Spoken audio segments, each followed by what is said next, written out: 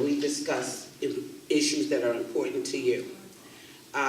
Today's discussion is on several topics. Okay, Jules, I understand you did some research on these topics, and let's start it off today with your first question. Thank you so much, Margaret, and indeed, it is always a pleasure to be at a place at the table. Let's find out who's here with us for our conversation today. Ladies, would you introduce yourself? Hi, good morning. My name is Allison Pickard, and I'm a candidate here in Anne Arundel County for County Council in District 2. My name is Lenora Dawson, and I'm a candidate for Clerk of Court, Baltimore City. And I'm Debbie Ritchie, and I'm a candidate for the County Council for District 3, which is located in Pasadena, Maryland. Well, thank you, ladies, for that introduction. Jules is going to finish us off with a question about our first topic today, which would be March for Our Lives, Youth and the Gun Movement. So the March for Our Lives happened on Saturday, March 25th. It was led by youth from Parkland, Florida, who experienced the school shooting that killed 16. Hundreds of thousands of people participated in the march all around the country and indeed the world. They expected 500,000 in DC, but actually 800,000 participated. There were also 800 sister rallies taking place just in the United States. Some of these ended up being very large as well, including the 30,000 that showed up in Atlanta. So but the question for us this morning is, with the whole March for Our Lives movement, do we feel that this whole new activism, spearheaded by young people, can really neutralize the NRA or make a difference? What do you think, ladies? who wants to talk first? Well, I'd like to say I was watching a lot of the kids, especially in DC, and what impressed me the most was it wasn't about the moment, but about the movement. And they had plans for when they finished. They were going to start this to kind of raise awareness, energize and excite people about a problem. And they had already planned to go back to Florida and start implementing some changes. So that was really enlightening, I think, because that showed that it was more than just about a march. Well, I think that it was a very beautiful experience. I think that young people are starting to get and understand their power and their voice as a collective body. Because if and when we work as a collective body, we have the capacity to change laws. We have the capacity to change the course of the country. So I'm excited that they are starting to understand that even though they're young people, that they do have this power and this capacity. Now, whether or not the NRA will budge, we know that the issue with that is a lot of money and lobbying that goes along with that. But let's just be hopeful that with this movement, we can touch the consciousness of our lawmakers, because that's where the issue is. Yeah, as a mother of 3 school-age children, one of the topics that came up during the march was this is the active shooter generation. And I'd never quite heard it phrased that way. But my children, they have active shooter drills. I remember tornado drills, but not active shooter drills. And I think the children that spoke were so eloquent and so poignant about the corruption involved in our making of laws, that was also, they brought their own wise intelligence to their young years, to the cause. I think it'll definitely, I think it'll change at the ballot box, even in November, with them registering 17 and 18-year-olds to vote. Well, that was actually my next question. Will this movement affect the ballot box? Do you think there's going to be more than just the march? Oh, yes. The one piece that I took a lot away from that, but one of the things that that resonated with me was when the one student yelled, "Rev." I'm like, "Rev?" And register, educate, vote. So they understand. It's beyond registering. Educate yourself and then get to the ballot box. So, yeah, they understand. And I think that they will be showing up in droves. Right. I just wanted to know, did you see the article about the 50 plus? They're walking 50 miles to Paul Ryan's house this morning. Yeah. To confront him about changing the legislation. So these young people are awesome, and they really have a tremendous impact on me as well. Right. And I'm glad that they use the movement and the moment to talk about registering people to vote and the importance of voting, because I think oftentimes people get to a place where they just feel hopeless and they feel like their vote does not count, but it does. So I'm excited that they're becoming engaged in the process and just understanding that voting is important. What do you think about the issue, the proposal to arm teachers in the school? Absolutely ridiculous. And I think it was a distraction to other things being tossed out, and maybe a knee-jerk reaction for some people, because we want our children to be safe. But, these mass shootings are not just happening in schools. Exactly. I had the experience yesterday. I knew my 8th grader was heading out to a field trip at the Baltimore Zoo. And as I'm getting dressed, my thoughts are leading me to, I just hope she's safe. Not does she have fun. It was going to be a lot of students in a very open public space. And we have parents now, it's commonplace for me to think that when I take my children to the movies. Where are the exits? How do I protect my kids? And that's extremely sad. Our students know they don't want guns in schools. Teachers don't want guns in schools. And I know our law enforcement don't want teachers to have guns in schools. I agree, and I don't see the necessity for them to arm the teachers. The focus should be on educating our children. But doesn't arming our teachers, if that's the answer to this problem, then we're letting guns win. Absolutely. Guns win. Absolutely. And that's not how I think we want to create culture and society in our schools or in our communities. There's a lot of things that we can do in the schools beyond the arming.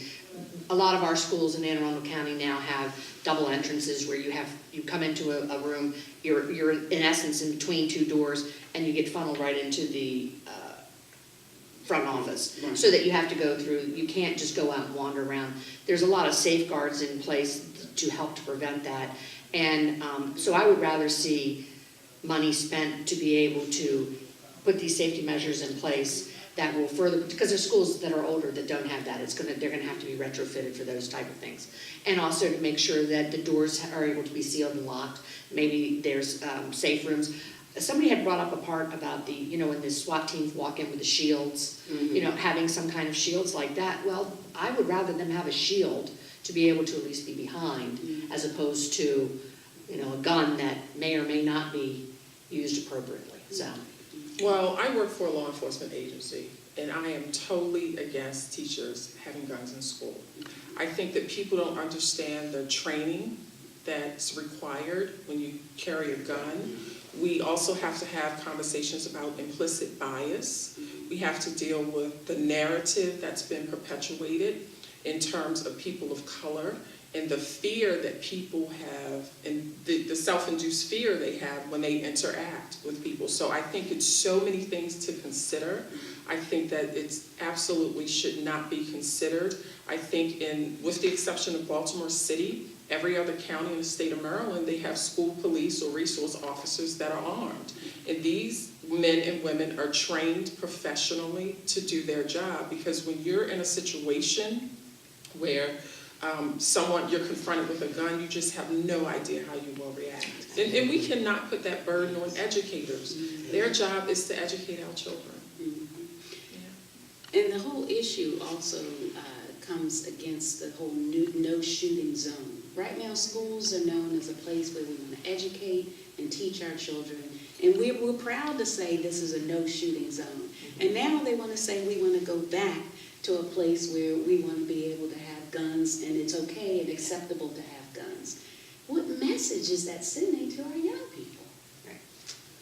And actually, I don't think the young people want it, because again, at the march, the one student got up and he said, we need to arm our teachers, and you could audibly hear people sort of gasp, and they didn't know what to do.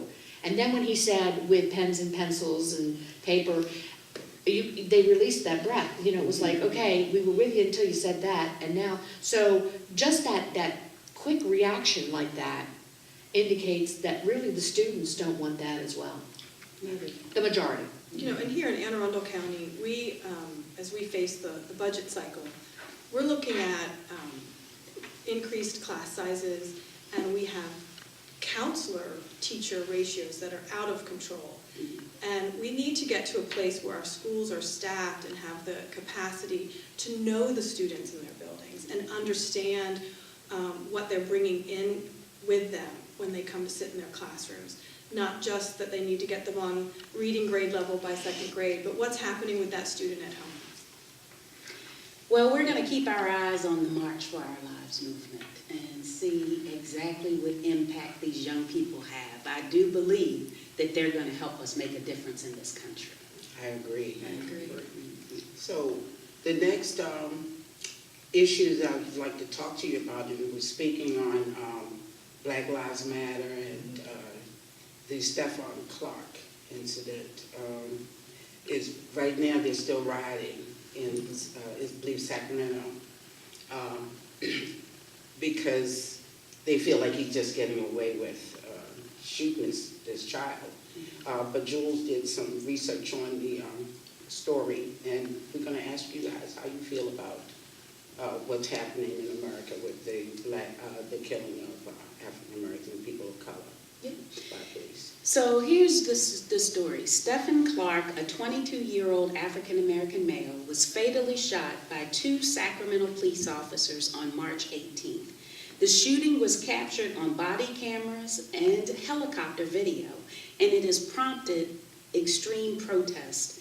Police say that the 2 officers encountered Clark after responding to a call about someone breaking windows. The footage shows Clark running to the backyard at his grandmother's house, where seconds later, the officers fired 20 times at him. The officers said they opened fire because they thought Clark had a gun, but police have since said that the only thing in his hand was a white iPhone. Clark is one of at least 244 people who've been fatally shot by police this year, according to the Washington Post Fatal Police Shooting Database. What do you think should be done to stop this alarming trend? Well, I'll start. I think one of the things we have to do is start having a different conversation.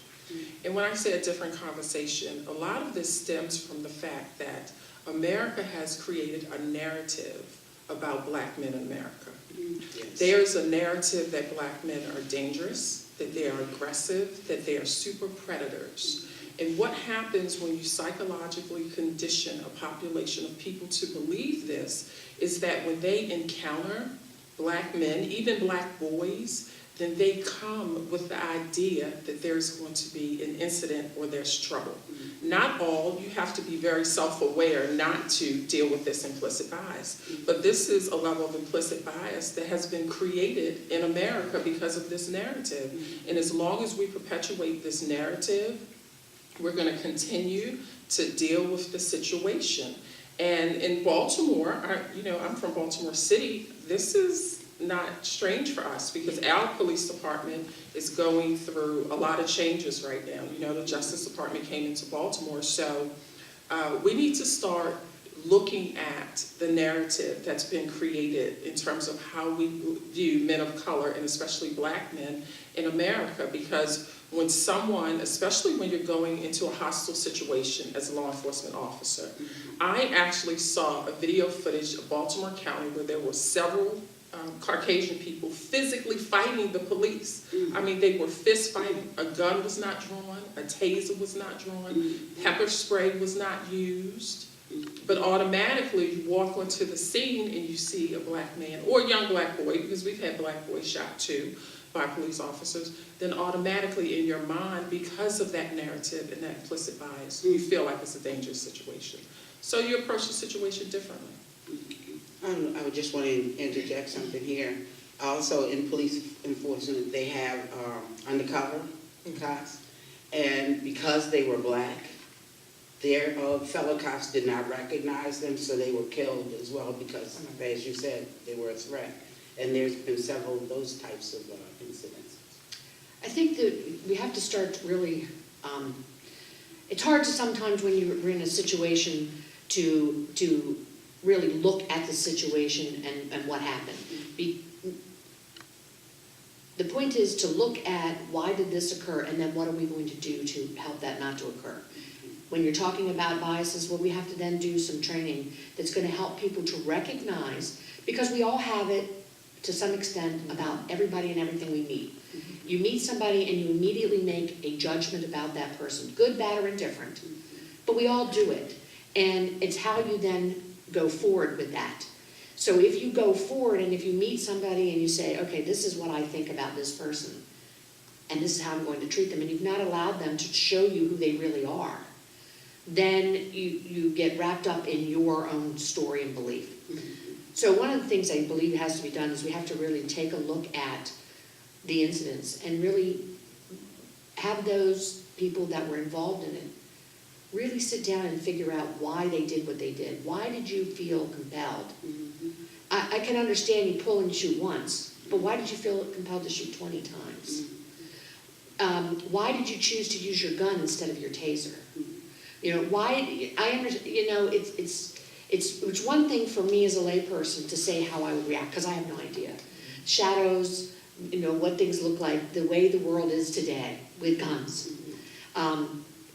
Everybody's afraid. So we need to really drill into that. Maybe we need to look at some citizen advisory kind of boards that will sit and dissect, not lay blame, but dissect what the issue is and why this occurred, so that we can start really getting to a solution as opposed to continually running in this perpetual cycle. And that's what I feel like it is. It's almost like a cycle. And I understand how you feel. That's kind of idealistic. This is generational. Oh, this has been going on for hundreds of years.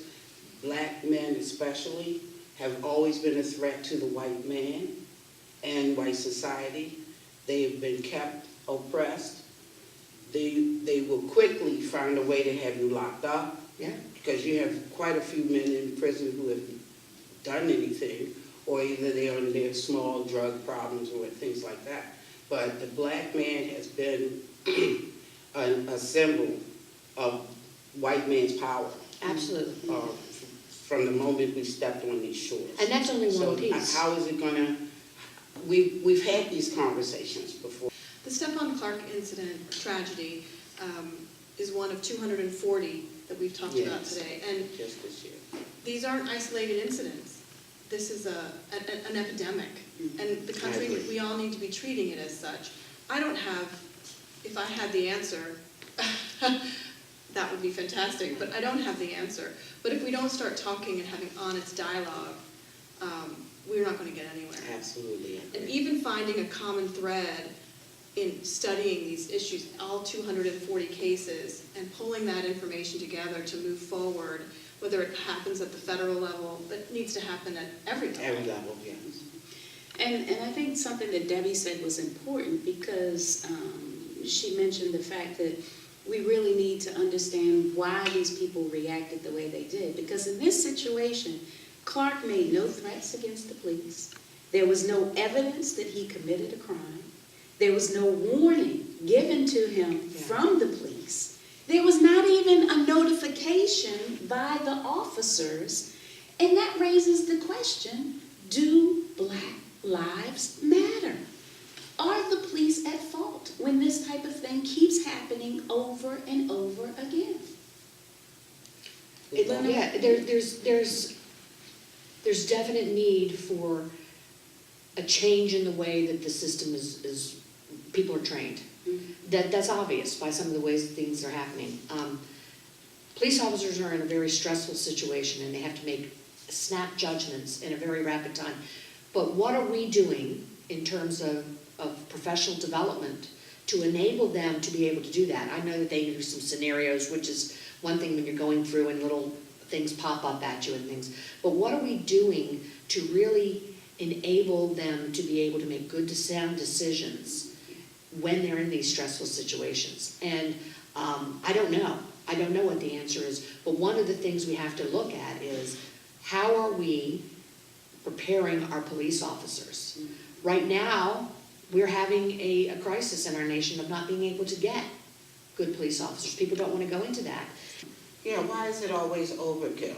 I mean, why can't they just shoot the main? And I actually would hope that Lenore would answer that, because I'm not a police officer or haven't been through training, so. Well, I'm not a police officer, but I am very familiar with training, and law enforcement officers are not trained to shoot to wound. They are trained to shoot to kill. That is the training. They shoot within the center mass of the body. That's how they're trained. So that's why law enforcement officers should do everything they can to prevent a situation from where they have to pull their weapon. But for me, I don't think that this is so much of a training issue as it is an accountability issue. Because behavior changes when we hold people accountable. So until we start holding people accountable for their actions, when they go before a jury of their peers and however the situation play out, most prosecutors aren't going to prosecute law enforcement officers. But I think that we have to start holding people accountable. That's the only way behavior is going to change. Well, ladies, thank you for that information, but I'd like us to move on to our next topic, which is the story about Facebook and the crimes against his group. Yeah, so the Facebook breach of trust. Cambridge Analytica, a political consultancy company, is accused of manipulating Facebook data during the 2016 U.S. election by building a quiz app that leaked Facebook data of millions of people in 2014. The issue is that Facebook let them do this without any monitoring or disclosure to its subscribers. Mark Zuckerberg recently apologized for the breach of trust and is planning to testify before Congress. Is this an issue, or should Facebook subscribers know that their information is accessible by others and that's it? What do you think? Well, I think that a breach of data is not anything new, because we can also talk about Target stores, we can also talk about JP Morgan Chase, Equifax, we can also talk about Uber. I think that as American citizens, our information is being gathered and stored, and quite often we're not aware that people have access to this information, and sometimes this information is even sold without our knowledge. So I think that we need to start looking at stricter laws. We need to start, Cut, right, now go back at it. I think we need to start looking at laws and how we can actually put laws in a legislation that's going to protect us. And I'm glad that Facebook acknowledged the issue and hopefully will take responsibility. But how do you mitigate the damages is the question. As users, we also need to be more accountable and teach our children that just because it's on the internet doesn't make it true. And we found that with during the election cycle, we're with the classic fake news, right? But we're all susceptible to it.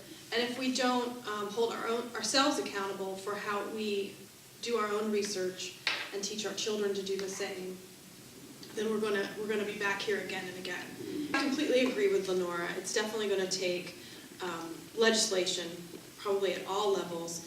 The internet is not very highly regulated, but it also takes accountability from us as users and teaching our children to be responsible readers of information. I always think that somebody's always trying to, I gave my email out anytime, because the fact is, anybody can get it. I mean, somebody can find it someplace. I mean, CNN called me one time. I mean, how did they get my number? It's not, so I just always assume that everybody has all that information. So what I try to do is not fall into the trap. I don't just take things at face value. If somebody says one thing, I go and look for something else, just to validate it. When I look at news sources or when I look at anything on thing, I make sure that they're coming from reputable magazines or articles or things like that, because with this openness of having the ability to put anything out there and to share your feelings, that doesn't necessarily make you right. So I think that as consumers of this product of Facebook, that I like the tools that I have with that. But I also know that I have to be aware of what I'm using and how to review it and monitor it. And we have to be very discerning. I mean, we have to use our own innate abilities, and as a researcher, we have to, as Allison said, we have to research. We have to look, we have to compare information and look at other sources. Now, it's really interesting because basically the three of you are saying that the responsibility is on the user. And yet there's just been all of this hoopla about how dare Facebook do this. Do you think Facebook even really has to address this issue? Is this something that, because, or, you know, when you sign, everybody clicks the button that says we accept the terms of use, right? Which And we to probably me haven't read is them. old. It's like 5 point. You can't even read it, right? Right. So is this really an issue for Facebook? Do they need to go to Congress? Do we need to legislate? Now they're talking about legislating the whole internet. Is this something we need to do? Or is it just, if you're out there, know that your information is going to be out there? I think we have to be careful. I think that we don't want to over-legislate because then censorship is going to come into play. So we have to be mindful about that. So we're not blaming the user, absolutely not. We're not saying that it's our full responsibility. Facebook has to take responsibility for protecting our information because when you are entrusted with that information and that data, you have a certain responsibility. But we're just saying that in terms of the fake news being generated and the fact that people can put anything on the internet, because it's two conversations here really that we're having, anything on the internet, then we have to really be discerning within ourselves too, so. Yeah, the way we interface with Facebook is one of the issues, right? And how we possibly, I think we all think it was true, but possibly our electorate was manipulated. But then there's the data side of it, right? And if they have all of this, my personal information, what are they going to do with it beyond just feeding me fake news or something? So, like Lenora said, you know, all the different financial companies that have had your financial information breached, this all plays into the same narrative. And we do need to come at this issue from multiple places.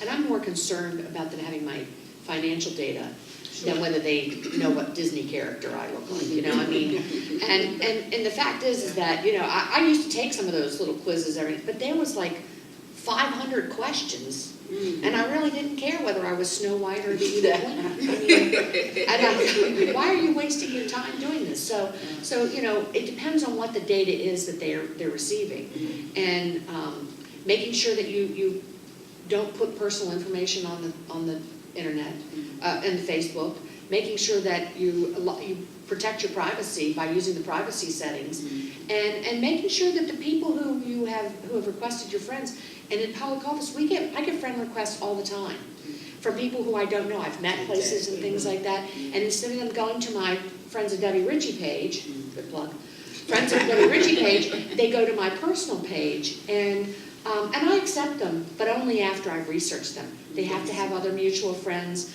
When I open up their page, they have to have more than pictures of just themselves. And there has to be something there that says, this is a real person, and this is somebody who I want to engage with. Well, Allison, Lenora, and Debbie, we are so happy that you chose to be at our table today for a conversation.